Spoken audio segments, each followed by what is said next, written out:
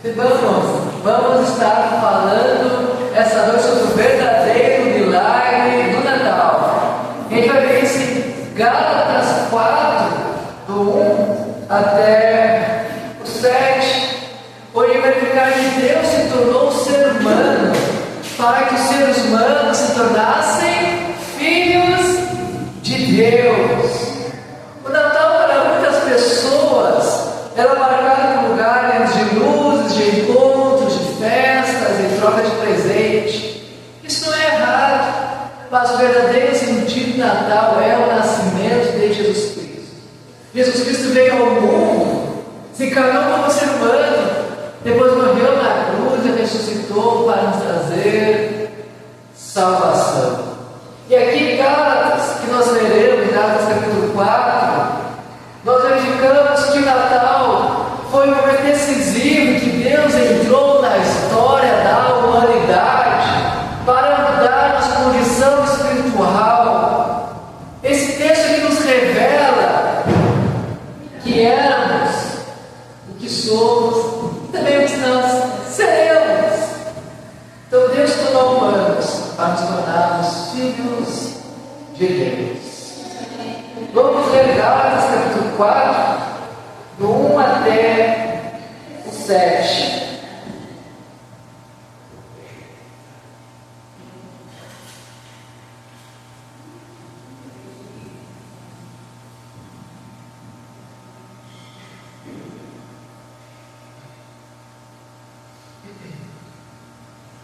Diz assim o texto bíblico: digo, porém, o seguinte: durante o tempo em que o herdeiro é menor de idade, e nada difere de um escravo, mesmo sendo senhor de tudo, mas está sobre os tutores e curadores até o tempo predeterminado pelo Pai.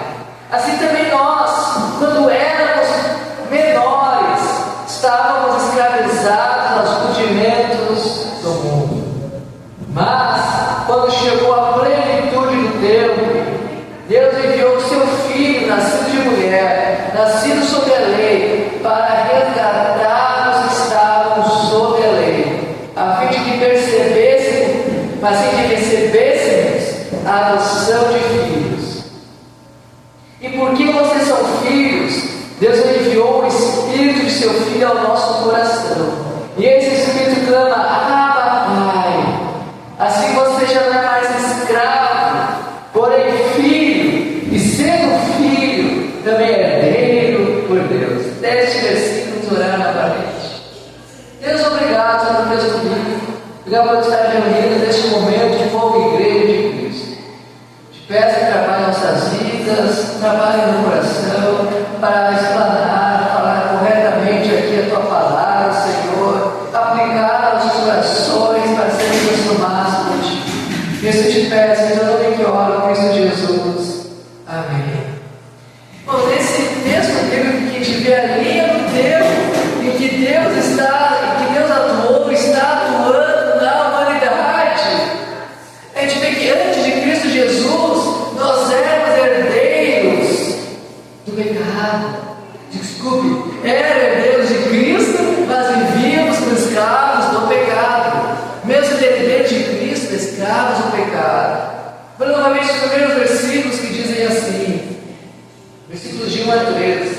Digo, porém, o seguinte: durante o tempo em que o herdeiro é menor de idade, em nada difere de um escravo, mesmo sendo senhor de tudo, mas está sob os tutores e curadores, até o tempo pré-determinado pelo Pai. Assim também nós, quando éramos menores, estávamos escravizados aos rudimentos do mundo. Paulo aqui está usando uma linguagem bastante conhecida pelos leitores daquela época. No mundo antigo, quando o herdeiro era menor de idade, ele tinha uma herança guardada para ele, mas ele ainda não desfrutava dessa herança. É mais ou menos como acontece hoje. Até uma certa idade, tem a herança agredida pelos pais, depois vai poder desfrutar delas, principalmente depois da morte dos pais. Então, naquele contexto, nós vemos durante o tempo que o herdeiro é menor de idade e nada difere do escravo.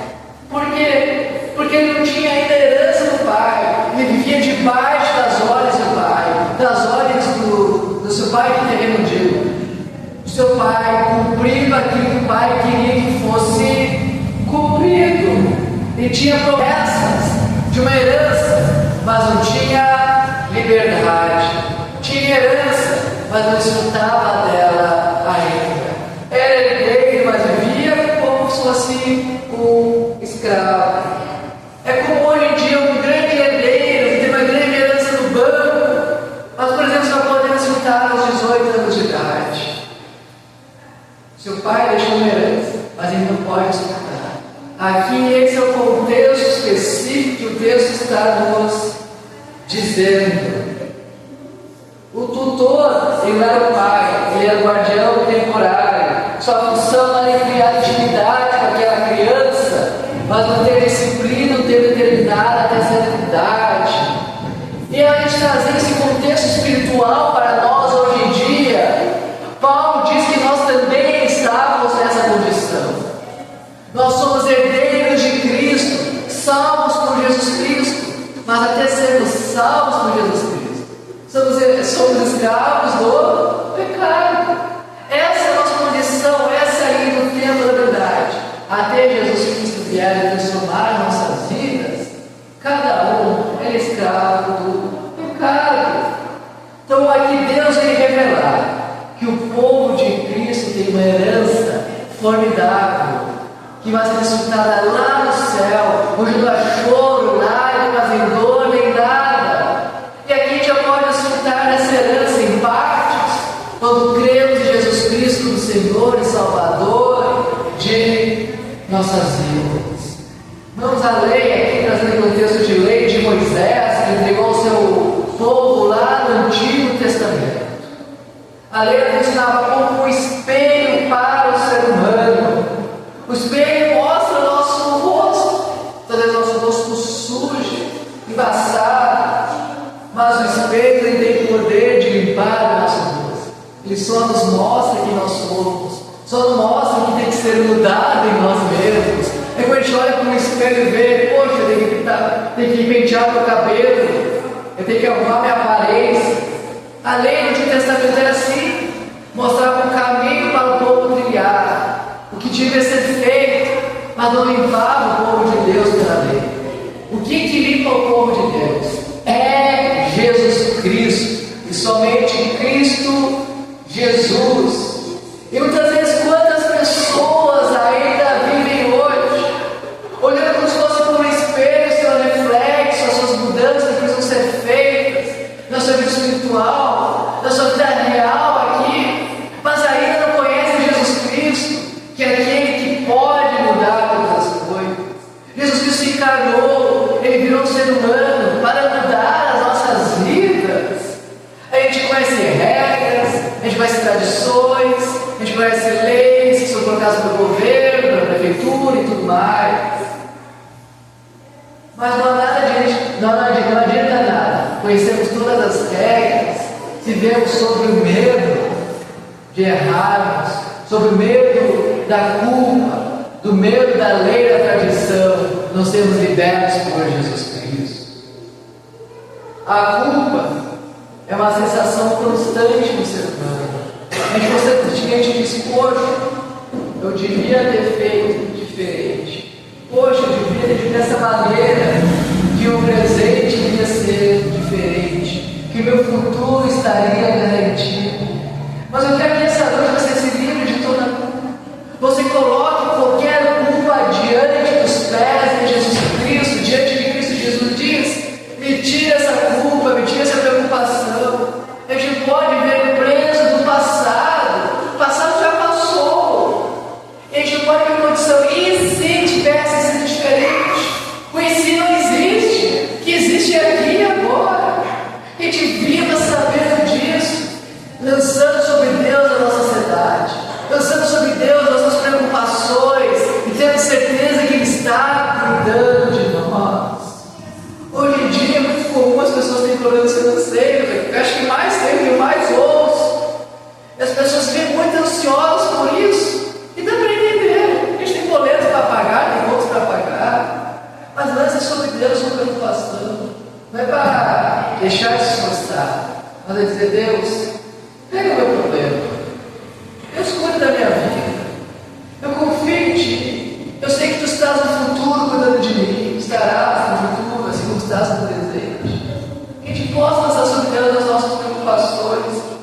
situações familiares, de emprego, de saúde, de dinheiro, seja o que for.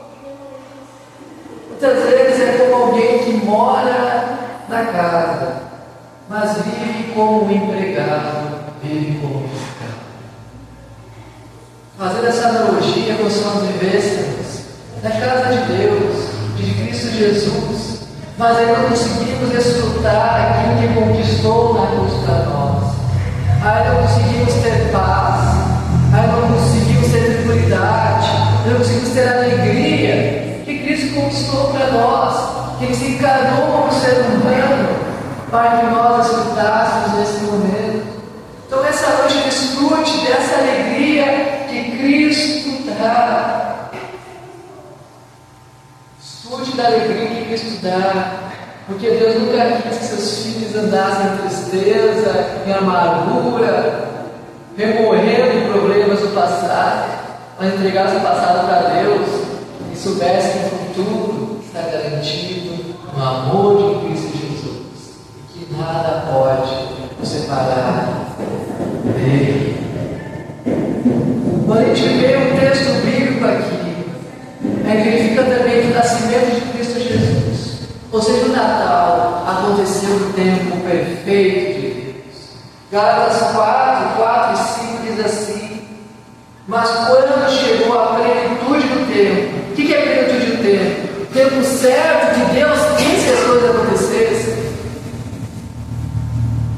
Quando chegou a plenitude do tempo, Deus enviou o seu Filho, ou seja, Jesus Cristo, nascido de mulher, nascido sob a lei, para resgatar os que estavam sob a lei, a fim de recebêssemos a adoção de filhos.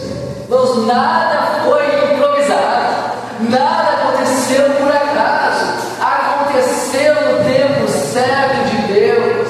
E algumas coisas desses versículos que são bastante interessantes que eu gostaria de destacar. Primeiramente, nós vemos aqui que Jesus nasceu de uma mulher. Ele entrou na nossa história como um ser humano, como nós. Ele sentiu fome, ele sentiu dor, ele sentiu aflição, ele sentiu tristeza, ele chorou. Ele nasceu também, como nós vemos aqui, debaixo da lei. E que lei é essa? A lei do Antigo Testamento e também a lei dos homens. Ele se tornou um ser humano como todos os seres humanos eram naquela época. Como os judeus estavam debaixo da lei de Moisés, no Antigo Testamento, Jesus também estava. E por que ele fez isso? Para que nós fôssemos salvos. Ele viveu como um ser humano qualquer e ele morreu na cruz sem pecado, mostrando que era o perfeito Deus e tendo salvação com Ele. Jesus, ao se encarnar, ele se submeteu à lei do Antigo Testamento, à lei de Moisés. Ele nasceu como um rei, ou tipo de Deus que estava acima de todas as coisas e só mandava nos seres humanos. Ele se igualou a nós, por amor a nós. Ele se submeteu às mesmas dores que a gente sente também. E por isso Ele nos entende. E isso deve nos trazer consolo profundo. O mesmo Deus Criador dos céus e da terra, o Deus que abriu o mar vermelho, o Deus que cuidou do seu povo lá no deserto, proveu maná, o Deus que multiplicou pães e peixes, o Deus que andou sobre as águas, que morreu e ressuscitou no terceiro dia, o Deus cuidando da sua vida e da minha vida. Deus cuida de nós. E o Natal nós vemos aqui, o nascimento de Cristo Jesus, ele tem um propósito, que é nos redimir, que é nos resgatar, que é nos trazer salvação. O início do verso 4 diz assim: mas quando chegou a plenitude do tempo, Deus enviou o seu Filho, nascido de mulher. É o versículo 5, para resgatar os que estavam sob a lei. No mundo antigo, como é que um escravo podia ser livre antes de terminar o seu tempo de escravidão? Se alguém pagasse o preço por aquele escravo. E como nós nos livramos da escravidão do pecado?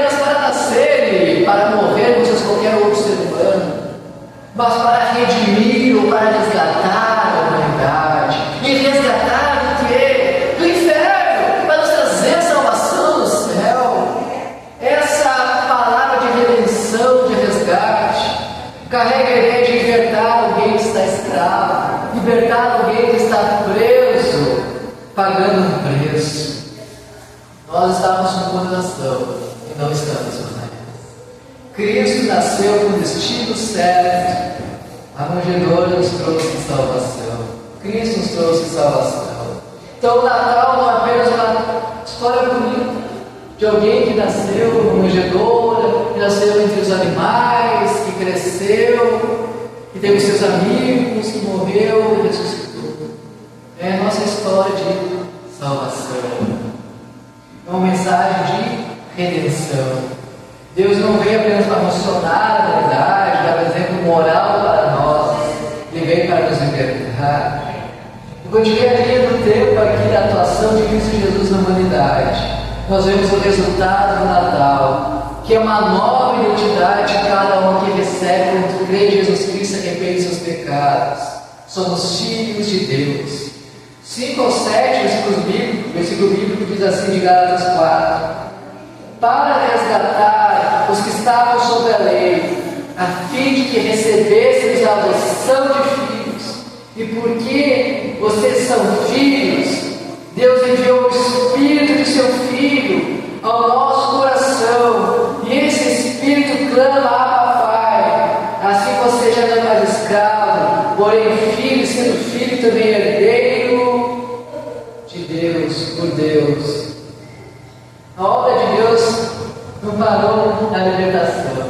Ele tirou os escravos para sermos filhos dele. Aqui clama: Abba, Pai. A palavra Abba aqui no aramaico eram palavras que geralmente crianças utilizavam para se dirigir aos seus pais de modo um pouco mais íntimo.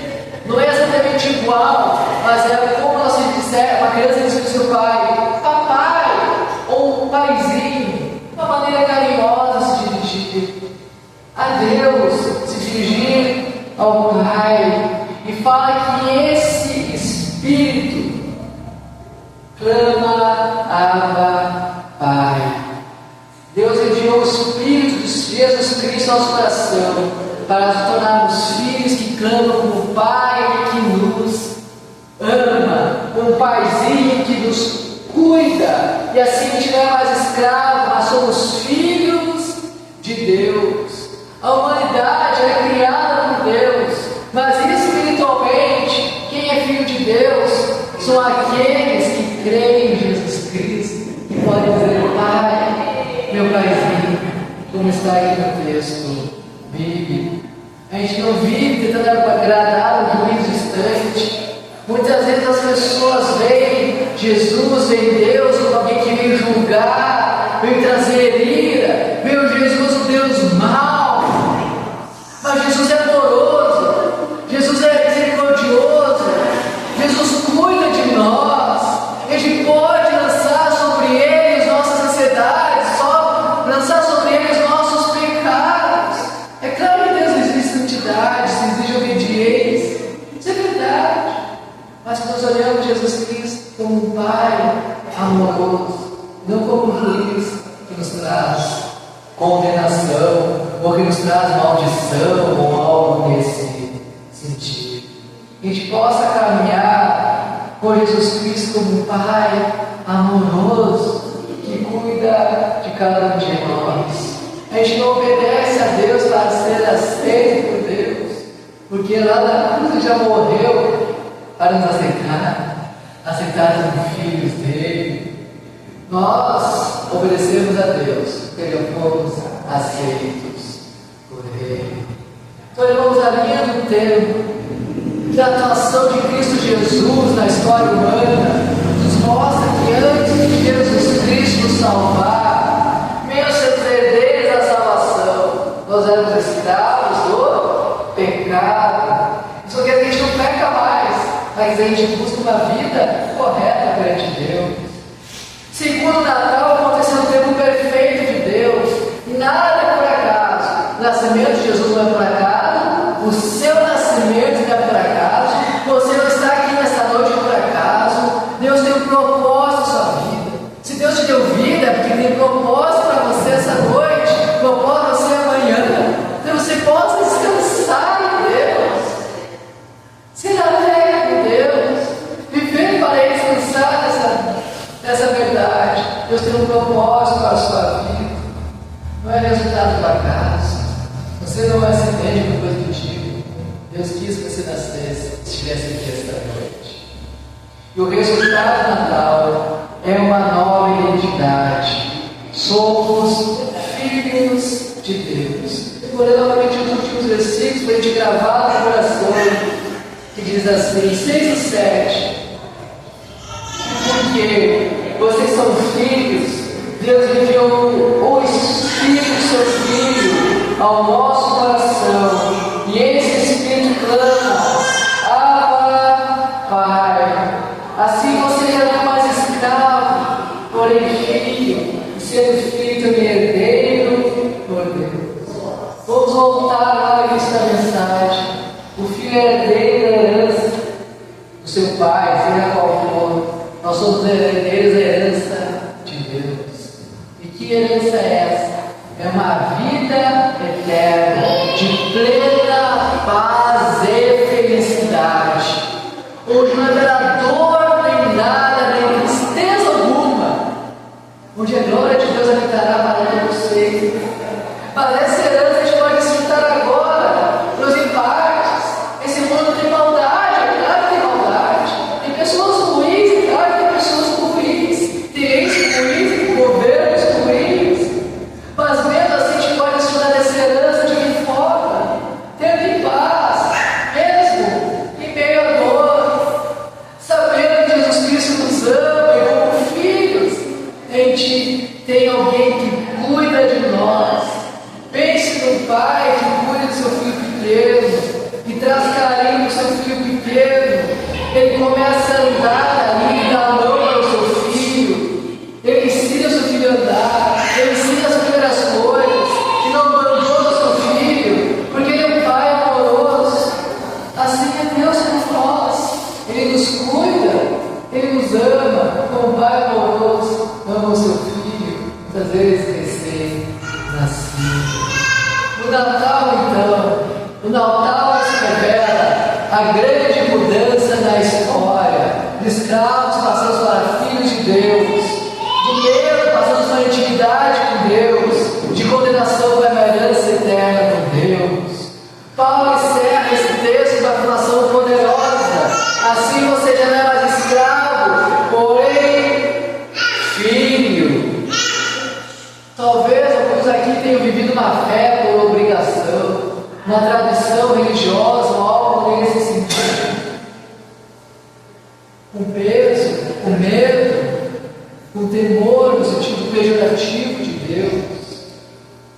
Mas a gente pode ver que Cristo nasceu na plenitude dos tempos, no tempo certo, para nos trazer alegria, paz e tranquilidade. Ele convida você a viver como filho amado dele. Não sei quais dificuldades você tem enfrentado, mas eu quero que nessa noite você entregue as suas dificuldades a Deus e não pegue ela de volta. Deixe com Deus. Há problemas que a gente pode resolver, há muita coisa que a gente pode resolver, e provavelmente a maior parte da vida não depende de nós. Filósofos, estudiosos, tudo mais, eles afirmam a maior parte da nossa vida. Eu vi um dado estatístico na internet, não sei se é exatamente o valor, mas de 80% a 90% da nossa vida a gente não tem nada para fazer, porque não depende de nós. E a gente vive preso nesses 80% e 90% de nossas vidas, com culpa, com rancor, com raiva, com ódio, porque a gente não pode dar absolutamente nada. E mesmo que esse número não seja tão exato, com certeza, a maior parte da nossa vida a gente não consegue mudar. Eu quero que você entregue isso a Deus. Diz: Deus, esse problema é teu, tu vai mudar, porque eu não tenho que mudar. Eu não posso mexer no coração do meu chefe, dos meus funcionários, ou seja o que for. Eu não posso mudar o coração da minha família, dos meus parentes, amigos, vizinhos, mas Deus pode mudar. Então entregue a sua vida a Deus e deixe Deus mudar aquilo que a gente não consegue mudar. A gente descanse nele. Receba a redenção de Jesus Cristo. Descanse da filiação, você é herdeiro de Deus, filho de Deus. E viva a liberdade que Cristo lhe trouxe. Para não viver mais com medo, com culpa, ansioso pelo amanhã. Esse é o verdadeiro milagre do Natal. Deus se tornou para que os seres humanos se tornassem filhos de Deus. Que a gente possa descansar nessa verdade. Está orando, meus irmãos. Deus Pai, muito obrigado porque podemos estar reunidos aqui nesta noite. Muito obrigado de cada irmão que está aqui, Senhor. Que mesmo noite chuvosa, Senhor, vieram até aqui, Jesus Cristo, te louvo, te agradeço para predicar um aqui, Senhor. Que a gente possa lançar sobre ti a nossa ansiedade. Sabe que as coisas não acontecem por acaso, mas tu tem um propósito em cada coisa que acontece em nossa vida, Senhor. Que a gente possa descansar. Tem tantas coisas que se preocupa que não pode mudar absolutamente nada.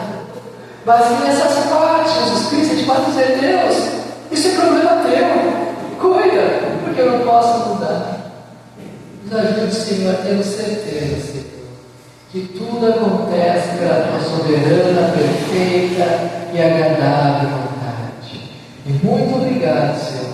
Muito obrigado por encarnar como ser humano, por viver e habitar, andar entre nós, por morrer na cruz, ressuscitar, nos dar tão grande salvação. Em teu nome que eu oro, Jesus Cristo. Amém.